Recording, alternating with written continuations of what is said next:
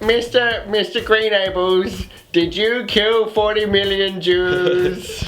Oh, you got me. Take me away.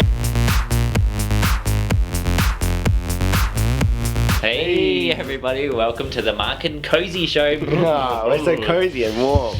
This week, remember to like, subscribe. Warm man. That's me. Yeah. Like, subscribe, share, comment down below what you want us to talk about next time. Now, this time though, don't leave yet, we haven't finished. That wasn't it.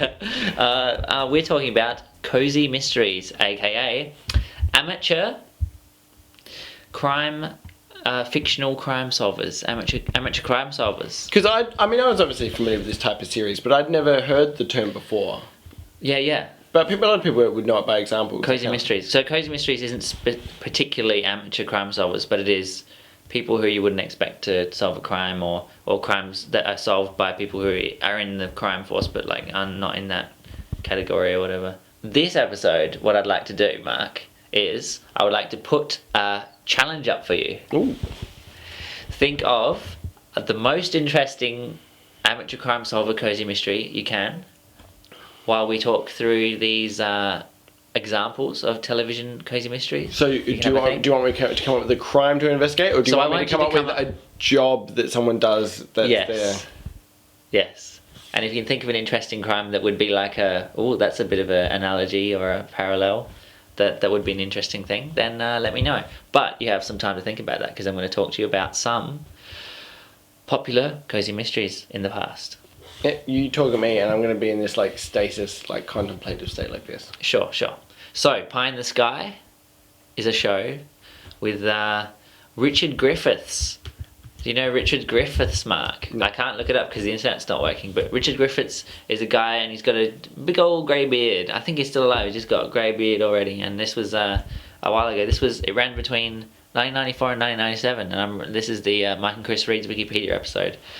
Pie in the Sky was a pretty short series, and that's because it's British, isn't it? Yeah. British stuff doesn't. They had 5 series, and probably. But I bet you dollars to donuts, each series was like 5 episodes long. I don't know, number of series 5 divided by 5. That would have been 8. Yeah, so that's pretty typical. I mean, that's why British series don't run as long, is because there's fewer episodes through series, and so more chances up for a review, and therefore more chances for them to cancel it. Oh, cozy.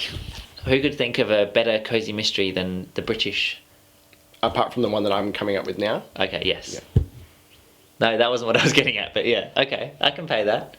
I mean, like, because everyone's cozy in Britain because they have to keep warm because it's cold. Oh, I see. Yeah. In Australia, and also like they're all just airy quaint and whimsical. Yeah. Yeah. So, Pie in the Sky. Someone's been stealing the milk bottles again. Yeah, the milkman that solves sex crimes. That could be a good one. Yeah. Well, think of a good name for that one. He's just got access to DNA constantly, like. Yeah. Or what's in the bottle? It should be called, or something like that. Yeah. I know you drank straight from the bottle because I got your DNA from the lid. Okay, to help your creative juices firing, so we had Pie from the Sky. He was a professional chef, but he was also an on-duty policeman.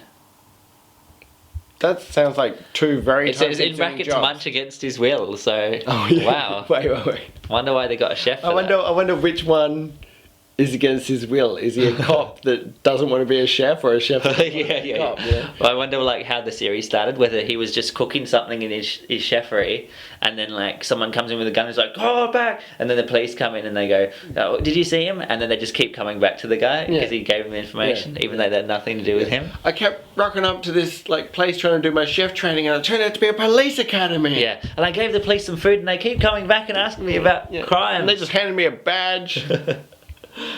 Okay, so we've got 2 in a similar vein. We've got Shoestring and Midnight Caller. Shoestring, the UK series.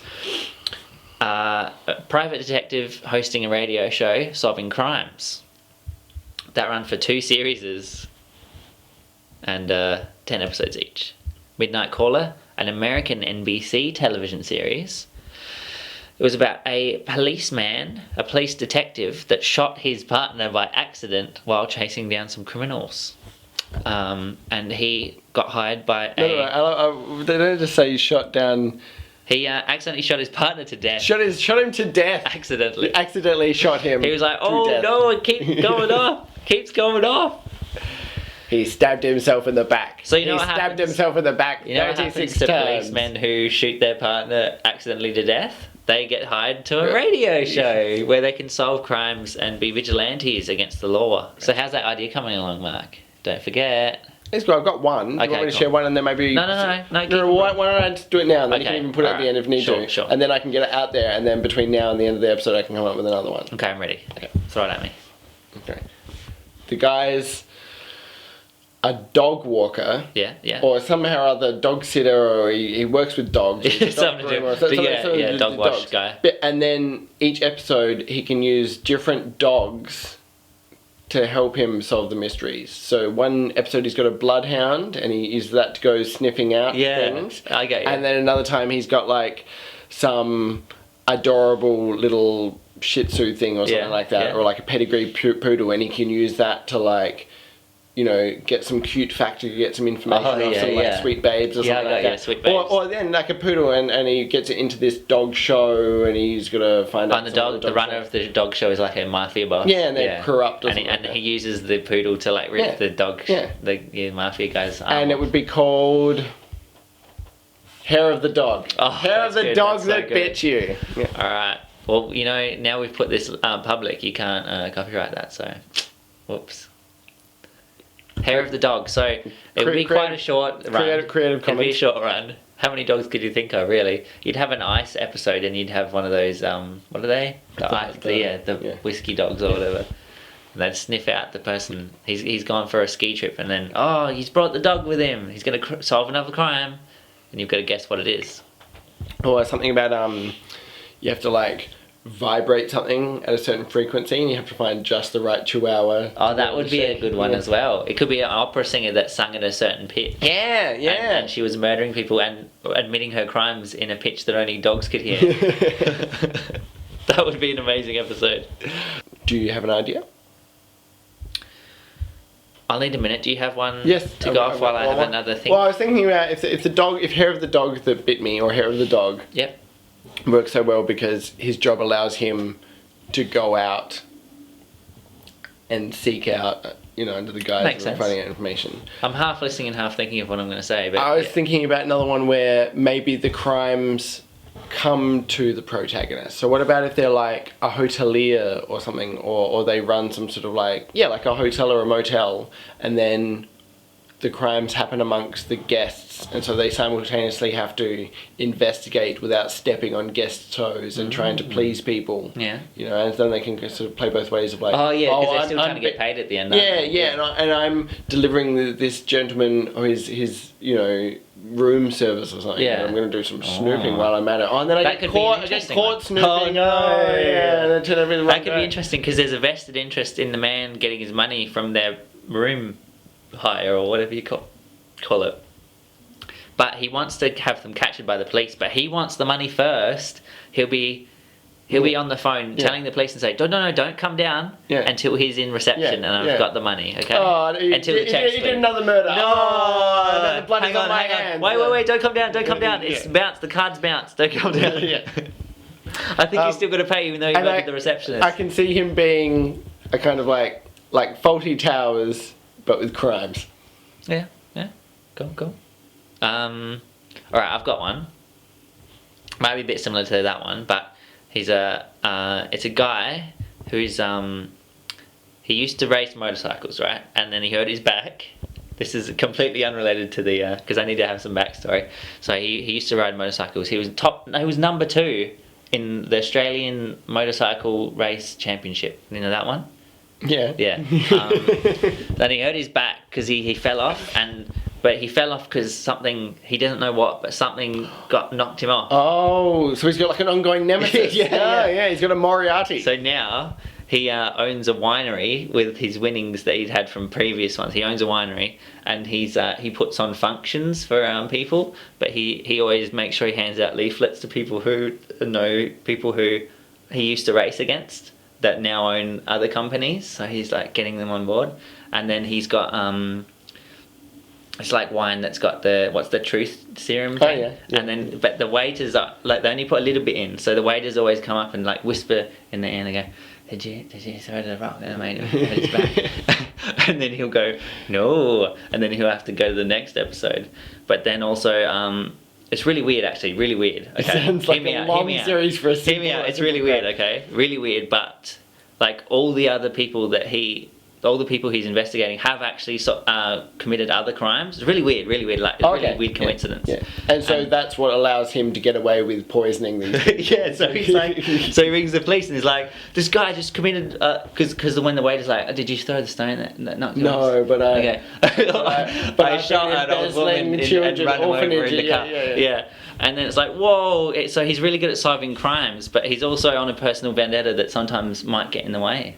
And sometimes his back's like, I can't go, my back. Yeah, and then the ultimate thing at the end, this is spoilers, like at the end of the series, he goes up and he's like, did you throw that stone and it knocked me off the back? And the guy's a police officer. Oh no! What about the waiter? The waiter who's whispering in his ear is the one that threw. Oh, and he was undercover. Oh wait, I thought you meant. No, it's like you're talking about. So his confidant, who's like been the waiter, who's been like helping to like get the truth serum to these guys. Like, oh, have you been doing this thing all along? Yeah. And he's just been leading his mate along. Yeah. He's the one that's gonna. And maybe the waiter your enemies closer. Is like a new and up and coming motorcycle racer, and he's trying to like get all the old ones arrested, and then in the end, he turns on the bike guy and gets him arrested, so he's the only one that rides bikes in the Australian Championship of race. And I can see the final showdown between like. It's just a big rock bike chase. Yeah, well, him with his like and the guy, yeah, exactly, on the rocks, yeah. Just firing like on his back. With a gun he found. Yeah. No, he's like shaking up bottles of champagne. And trying to get the cork. Yeah, because he's a winemaker now. This sounds exciting. I don't know. Yeah. And it's going to be called. It's all in the bottle. It's in the bottle or something, or message in the bottle or something like that. Oh, because it's always the wine. Because he's a winemaker, yeah. Oh, with the stuff, yeah. Or like a bike in the bottle, or anyway. Cozy mysteries. So, cozy mysteries, also referred to simply as cozies, are a subgenre of crime fiction in which sex and violence are downplayed or treated humorously. The sex and violence. Oh, stop having sex with people. Yeah, especially don't want to. Violent sex. Oh, so it's always the violence with you. Cozy mysteries do not employ any but the mildest profanity. The murders take place off stage or off screen, frequently involving relatively bloodless methods such as poisonings and falls from great heights. Wow. I think a fall from a great height, not just a height, a great height. I think that's going to be pretty bloody. Yeah. They might be like, ooh, like TV show style, and just have them lying. Yeah. Anyway, so that was Cozy Mysteries. That is Cozy Mysteries. And that was great. I think we came up with some really good ideas. Dog walk in the park, whatever you called it, and it's all in the can, or whatever. Great. Match in the gas tank, boom boom. Now, hopefully over this course of the episode, you've thought of one that's unique to ours, compared to ours. Leave it in the comments below. Remember to like, subscribe, share.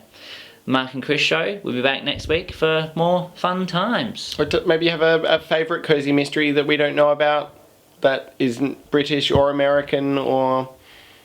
Yep.